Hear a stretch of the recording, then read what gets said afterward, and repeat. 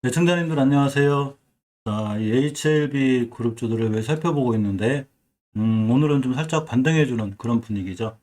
항상 우리가 뉴스를 접할 때는 저도 말씀드렸지만, 그냥 찌라시, 이제 이런 기사가 있고, 이렇게 흘러가고 있구나라는 걸 보는 게 중요합니다.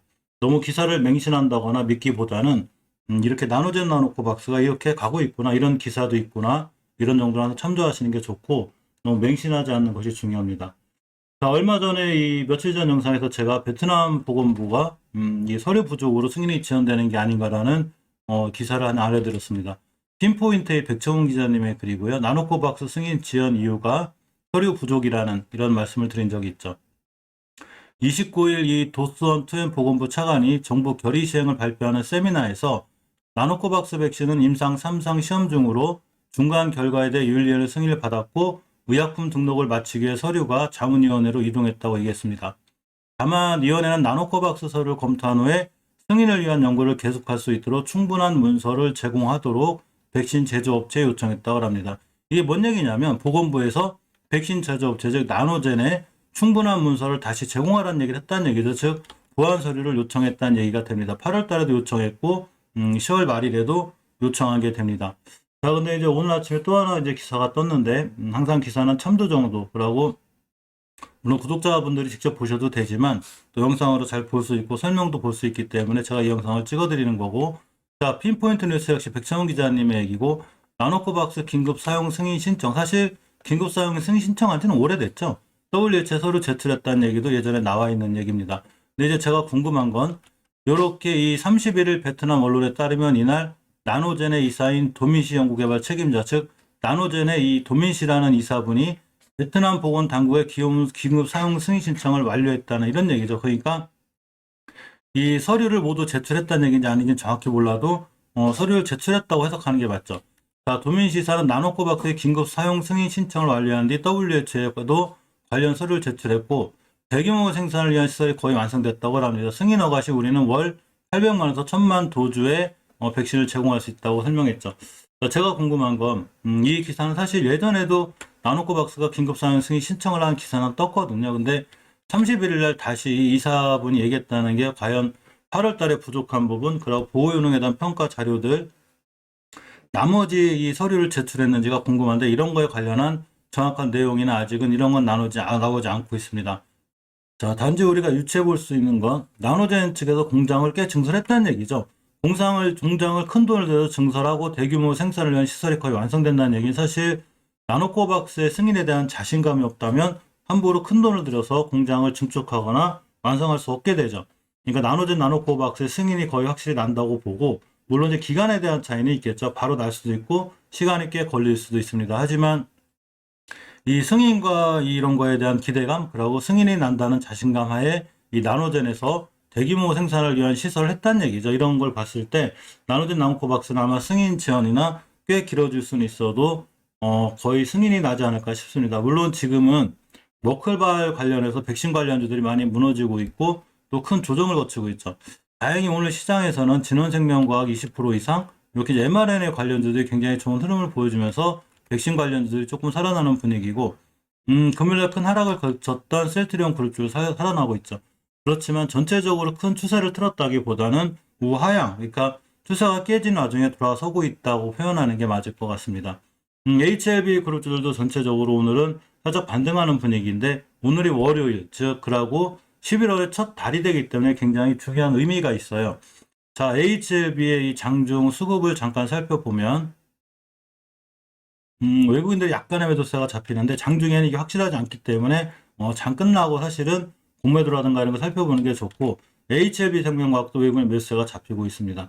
대차 거래가 엄청 늘어났죠. 100만 주 가까이 늘어났기 때문에 사실 아주 깔끔하게 좋은 상황이진 않지만 대차 거래가 늘어난다고 해서 공매도가 많다고 해서 주식 꼭 못 올라간다 이거를 그 기준을 갖고 할 수는 없고 그거에 맞는 대응을 하는 거죠. 하지만 우리가 차트로다가 전체적으로 추세를 이해할 필요가 있는데 HLB 그룹주 같은 경우는 전체적으로 HLB는 특히 중요하게 깨져야 돼 20개월 선을 깼어요. 이 친구는 지금 이제 20개월 선과 5개월 선 돌파가 중요한데 20개월 선 가격이 43,500원, 5개월 선 가격이 46,700원대가 됩니다. 즉 HLB는 46,800원대를 강하게 뚫고 나가줘야 다시 추세가 회복이 되는 이런 상황이 되죠. 물론 항상 말씀드렸던 거는 장기적으로, 중장기적으로 길게 가시는 분들이 HLB는 바닥에서 보면 하향할 때, 그러니까 밑에서 볼 때 꾸준히 우상향하고 있는 거죠. 따라서 떨어질 때마다 분할 매수하는 것도 괜찮은 전략이긴 한데, 장기적인 관점에서 봤을 때는 주봉에서 저번 주에 20주선을 돌파하지 못하고 깨놨기 때문에 이번 주에 결국 20주선까지 갈 수도 있지만 가격이 46,000원대가 돼요. 결국 이번 주 금요일 종가상 20주선 이외를 완벽하게 회복해 줘야 추세의 전환과 턴이 이루어지죠. 아니면 최소한 옆으로 가는, 그러니까 일봉에서 봤을 땐 제가 옆으로 가는 구간이 중요하다고 그랬는데, 이 보라색 선으로 기른 게 241선이에요. 그래서 유튜브 영상 같은 데 보면 241선에 대한 중요한 기술적인 분석을 해놓은 분들이 있는데, 이 241선 예전에 8월 20일에도 이렇게 옆으로 잘 횡보해주고 지켜주고 돌아서 크게 뛴 적이 있습니다. 따라서 5일선 돌파 한짝과 함께 241선을 이탈하지 않는 게 기술적으로는 중요한 자리가 돼요. 42,200원대가 단기적으로는 또다시 이탈해야 되지 않아야 할 이런 자리들이 듭니다.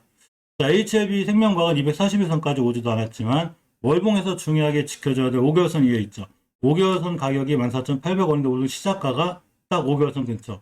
이 5개월선이라는 게 쉽게 무시 못하는 게 깨게 되면 우리는 항상 모든 개인은 모든 정보가 제일 늦죠. 외국인 기관들이 정보가 제일 빠르고 우리 개인들이 정보가 제일 늦는데 5개월선을 이탈했을 때 위력은 이렇게 돼요. 추세가 깨지죠. 따라서 항상 5개월선을 깨지 않거나 위에 있는 게 굉장히 중요한데 지금은 5개월선 위에 자리를 잘 잡고 있습니다. 자, 주봉에서 보시면 일단은 20주선을 기준으로 절대 깨지 않아야 되죠. HLB나 이런 HLB처럼 20주선을 깨게 되면 추세가 무너지고 다시 또 우하향을 하기 때문에 반드시 옆으로 가거나 20주선을 지켜주는 게 기술적으로는 굉장히 중요하다고 볼 수 있습니다. 일봉에서도 마찬가지로 지금 우하향이 멈춰지진 않는데 중간중간 올라간다 하더라도 결국은 옆으로 가면서 이격 3개가 모이는 자리가 중요하다고 그랬죠. 제가. 그래서 이걸 다 모여주고 다시 돌아나가는 큰 상승 위에 조정 다시 돌아나가려면 21선 위에까지 결국 끌어올려주는 어떤 매수세 이런 게 굉장히 필요하지 않을까 이렇게 설명해 봅니다. HLB 제약은 보면 월봉에서 이 중요한 변곡점을 기준, 그리고 20개월선을 기준으로 깨지 않아야 되는데 이 자리까지 밀리지 않고 있죠. 하지만 벌써 고점대에 많이 떨어졌고 2,000원 하던 주식이 거의 28,000원, 29,000원 갔기 때문에 조정이 들어왔는데 이 중요하게 깨지 않아야 될 이런 자리들을 잘 살펴보셔야 되고 특히나 20개월선을 명심하게 보셔야 돼요. 주봉에서 추세를 이탈하는, 그러니까 중기 추세를 이탈한 10월 22일 날 깼기 때문에 당연히 옆으로 지금 가는 중인데 이렇게 제가 선을 하나 걸었죠. 이 자리는 굉장히 강력한 지지선이 돼야 돼서 저번 주에 저점인 15,100원대를 훼손하지 않아야지만 이 추세를 턴해서 돌아나갈 수 있습니다. 이 자리를 깨게 되면 추세가 더 무너질 수 있다는 얘기죠. 넥스사이언스도 거의 35,000원대, 34,000원대 찍었다가 하향해서 떨어지고 있는데 결국은 주식이 하늘 높이만 올라갈 수 없고 하늘 밑이만 지하까지 떨어질 수는 없죠. 어느 정도 이 왔다 갔다 하는 게 정상적인데 일단 기술적으로 봤을 때 10개월선의 가격, 즉 18,600원대를 이탈하지 않는 게 중요하고 지금 19,400원대 있습니다. 간신히 지켜주고 돌아서 나가는 거죠. 저 자리 깨면 추가로 이탈할 수 있고 아까 거기에 가격대가 얼마가 되냐면 저번 주 저점인 17,250원대가 되죠. 그래서 17,250원대를 기준으로 꼼꼼히 잘 챙겨보셔야 될 것 같습니다. 자, 일봉에서 보면 5일선 회복을 해주고 있는데 항상 이 넥스사이언스나 HLB 제약이나 모든 주가들이 하루 이렇게 5일선 회복했다 바로 돌아가진 않기 때문에 반드시 옆으로 가서 이격이 모이는 과정, 지금 역배열이죠. 주식은 정배열로 돌아설 때 역배열이 있다가 정배열로 돌아설 때 이렇게 옆으로 가는 과정이 중요하기 때문에 이런 과정, 즉 이걸 우리는 기간 조정이라고 부르는데 이런 과정 다음에 올라갈 수 있지 않나 이렇게 생각해 봅니다. 지트리비엔트는 꽤 그래도 HLB 그룹 주로 편입될 확률이 높죠. 자, 어쨌거나 이번 달에도 마찬가지로 5개월선을 이탈하지 않는 선상, 5개월선이 오면 매수, 깨면 바로 손절 이렇게 대응하는 게 맞고 한번 급등하면 20개월선까지 급등할 수 있는데 역시 가격은 2만원대가 되죠. 자, 주봉에서는 예전에 뚫어줘야 될 변곡점을 완벽히 뚫어놨습니다. 이런 자리들이 되고 오늘 저점이란 변곡점을 지켜주는 좋은 자리에 있는 게 맞죠. HLB 파워도 꾸준히 살펴보고 있는데 월봉에서 보면 예전에 이탈하지 않아야 될 5개월선, 10개월선 다 이탈했기 때문에 제가 이 친구는 밀리면 20개월선 근처까지 올 수 있다고 그랬어요. 20개월선 가격이 11,500원대가 되고 주봉에서 역시 아직 추세를 못 돌려놓죠. 5주선 돌파 안착을 해내야 추세가 완벽하게 턴이 되는데 아직은 우하향 중이고 5주선 돌파 안착하고 돌아나갈 때 매수하는 것이 HLB 파워는 조금 나아 보이는 상황이 아닌가 생각해 봅니다. 어쨌거나 오늘 하루 반등해줘서 다행인데, 계속 이렇게 반등을 해주고 또 최소한 내일부터라도 크게 밀리지 않고 옆으로 가는 과정을 통해서 가격 조정 후에 기간 조정이 충분한 이루어진 다음에 추세 턴을 해서 크게 상승해줬으면 하는 개인적인 바람도 있습니다.